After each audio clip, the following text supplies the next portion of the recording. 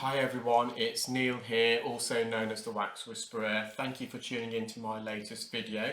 For anyone who doesn't know who I am, I'm a UK-based award-winning consultant audiologist and clinical ear care specialist who specialises in the diagnosis, treatment and rehabilitation of people suffering from hearing problems and also balance issues. In addition, as a clinical ear care specialist, I also specialise in the removal of earwax, infected debris and discharge from the ear canal. We have a client here who attended with bilateral, fully occluding earwax, and this ear at the moment is his left ear. You can see that the wax is quite wet and loose. The patient had been using some olive oil drops prior to attending.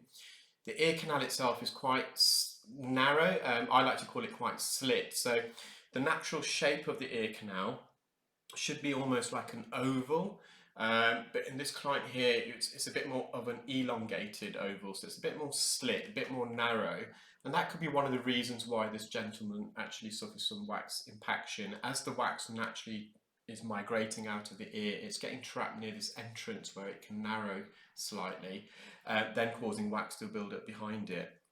So we're using endoscopic microsuction. So the endoscope is the tool that I'm using to visualize the ear canal. And you may be already aware that I and my team at ClearWax developed the iClearScope, which is a wireless auto endoscope whereby we attach the eyepiece of the endoscope to an iPod using an adapter developed by a company called Endoscope Eye. Who also have an app called the EI Pro app, and we've developed our own endoscope specifically for the use of earwax removal. So the endoscope is the device that's providing us with the view, and I'm holding that with my left hand, and with my right hand I'm going in with the standard size Zollner suction probe. And you can see there we were slowly releasing the soft layers of wax, and that was just a bit of wax quite medial against the eardrum. So that was a pretty straightforward procedure in the gentleman's left ear, and I'm just mopping up near the entrance, a bit of wax there. That's just surface wax, so a bit of earwax is actually healthy. Wax is slightly acidic, so the acidity has some antibacterial properties.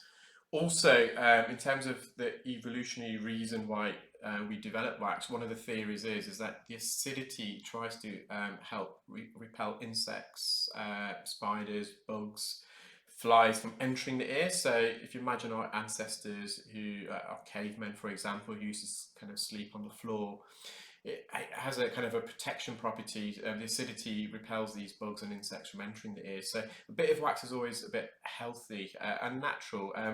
Wax is also a bit greasy, so that grease lubricates and coats the skin that lines the ear canal, preventing it from drying and cracking.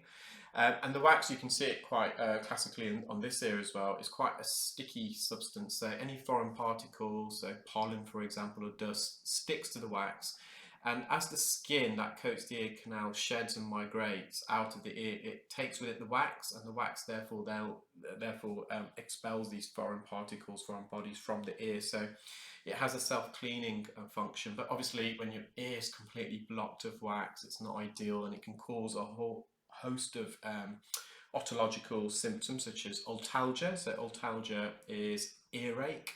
It can cause oral fullness or occlusion, or what we call otophony. That's whereby you can hear your own voice, your breathing, any respiratory sounds, yourself chewing, for example, inside your head.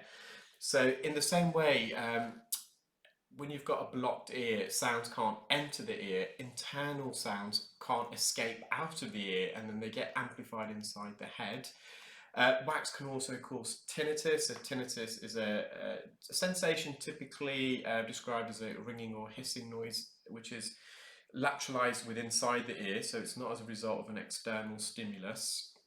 And it can also cause vertigo. So vertigo is a sensation of the room spinning around, or the you spinning around the room, and it can also be accompanied by nausea, so a feeling of feeling sick. So wax can, as I said, cause a whole host of symptoms.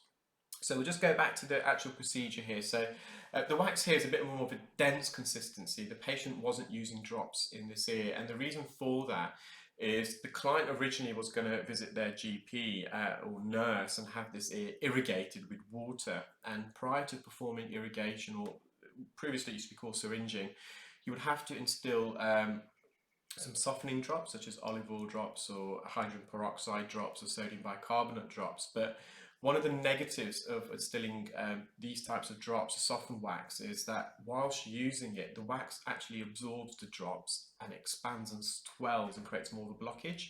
Therefore, this patient decided that he did have some hearing in his right ear, so he would just use the drops in the left ear, which he did purport when he arrived that it did completely block his ear and it exacerbated his symptoms. So he was just playing it safe and just oiling one ear. With our technique, it's not always a necessity to use softening drops, even if the wax is rock hard. We're, I would say, 999 times out of 1,000 able to remove it on the day. And if need be, I can actually install the drops myself. So I was initially using a standard Zollner suction probe. I then went in with a Jobson horn, and there was a gap at the top. You may have seen that, so at the roof of the ear canal, the superior aspect. And then I went back in with the Zollner suction probe. You can see I've removed that occlusion. There is a bit of keratin and also soft wax coating the ear canal. That's a bit of keratin there. So just delicately as possible, just hovering over the canal wall. Again, if you've been watching my videos, you'll be fully aware that we've got to be very careful with the inner 2/3 of the ear canal. The outer third of the ear canal, so what we call the lateral aspect, that's made up of cartilage, and you've got a layer of fatty tissue that kind of cushions against the bone of the ear canal. The inner 2/3, there isn't any cartilage or fatty tissue, so it's literally a very thin sheet of skin that's coating the canal wall, the bony part. And if you do make contact with the bony part of the ear canal wall, it can be very sensitive and uncomfortable and painful for the client. So again, so this surface wax isn't really going to cause the client any symptoms, but he was tolerating the procedure very well indeed, and I felt comfortable and safe enough to be able to hover over gently and gently just lift it and peel it off. A bit of cilia there, so at the entrance. So cilia is what we call, you can get it all parts of the body really, but in terms of the ear, the cilia typically grows in the outer part of the ear canal, the outer 2/3. And it's often an indication, because obviously by looking at the ear canal, you can't really differentiate where the cartilage portion and the bony portion of the canal actually meet the juncture. But by using the hairs, it's often a good landmark. So if you don't see hairs growing from the ear canal, you can be quite sure that that's the bony part. So it does provide almost like a landmark feature there, an indicator for us. So it's a final piece of dead skin that I managed to remove. There's a client's eardrum, fully visible, intact, with a good light reflex. So the light reflex is the white, shiny patch on the eardrum, and that's a reflection from the light that we're amplifying inside the ears, which helps us to visualize what we're doing. So I hope you enjoyed that video. If this is one of the first times you've been watching my videos on YouTube, please do subscribe and select the bell icon so you'll get notified as and when I upload new videos. Feel free to comment, like and share.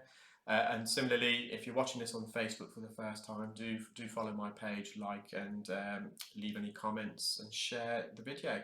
I'm hoping to come into the clinic tomorrow. So tomorrow's a Saturday, so I'm actually it's Friday evening here in the UK.